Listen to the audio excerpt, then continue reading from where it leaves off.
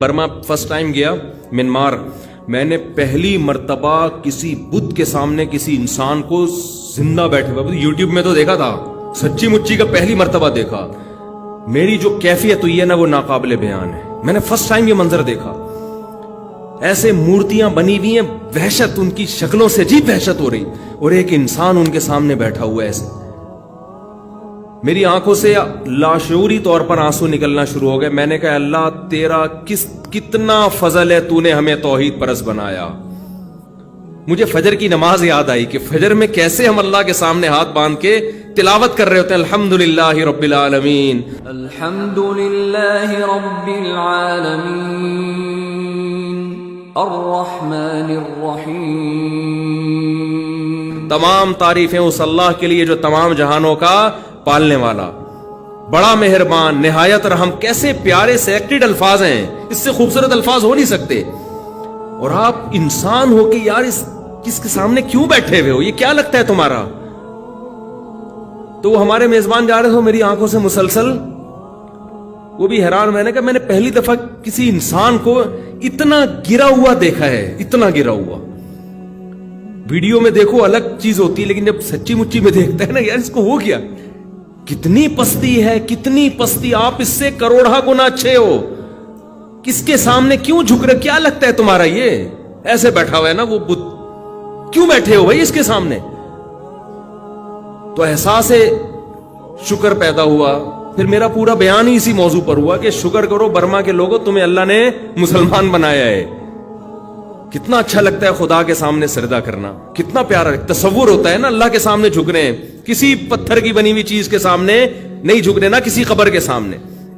اور آپ جاؤ ان مزاروں پہ، الگ وحشت ہوتی ہے۔ میں تو جب بھی کسی مزار پہ گیا ہوں نا کسی کام سے، ویسے مجھے مزاروں میں جانے کا شوق نہیں ہے، کسی کام سے چلے گئے، اب وہ کام کیا ہو سکتا ہے وہ چھوڑو، بعد آدمی ویسی سروے کرنے بھی جا رہا ہوتا ہے کہ دیکھوں کس پہ جن چڑھا ہوا ہے۔ بعض مزاروں پہ نا جن بہت ہوتے ہیں، لوگ جن اتارنے جاتے ہیں، اصل میں جن چڑھتے ہیں وہاں پہ، سمجھتے ہو؟ اور جن چڑھتا ہی اسی پہ جس پہ جن کو پتا ہوتا ہے مزار جائے گا تو میں تھوڑی دیر کے لیے اتر جاؤں گا تاکہ اس مزار سے عقیدہ اور زیادہ مضبوط ہو جائے۔ جس کے بارے میں جن کو پتا ہے کہ مزار جانا ہی نہیں ہے، جن اس پہ چڑھ کے ٹائم ویسٹ نہیں کرتا، سمجھ رہے ہو؟ تو وہاں جاؤ، دیکھو مزاروں پہ ایک عجیب سی وحشت ہوتی ہے، ایک اسمیل ہوتی ہے۔ قبر جو سیدھی ہو، ایک بالش ہو، کچی ہو، اس میں ایک الگ روحانیت اور ایک الگ نورانیت ہوتی ہے اس میں۔ تو شرک میں اللہ نے ایک اسمیل رکھی ہے، بدبو رکھی ہے، وحشت رکھی ہے، بے سکونی رکھی ہے۔ لیکن جن کو یہ بے سکونی محسوس نہ ہو، بدبو محسوس نہ ہو، وہ اپنی ناک کا میرے بھائی علاج کروائیں، تھوڑے دن احقر کی خدمت میں بیٹھیں۔ بزرگوں، میں تو بزرگ نہیں ہوں، بزرگوں کی خدمت میں بیٹھیں، جا کے کچھ اللہ کی باتیں سنیں، اللہ کی کبریائی سنیں، تو ان کو شرک میں اسمیل محسوس ہونا شروع ہو جائے گی۔ اور ایک چھوٹے درجے کا شرک ہے یہ جو روحانی ٹوپی ڈرامے، جن کو ہم نے سمجھ لیا کہ یہ ہماری بگڑی بنا دیں گے، یہ بھی اسی طرح لچڑ ہے کہ ان کا باپ بھی تمہارا کچھ بھی نہیں کر سکتا۔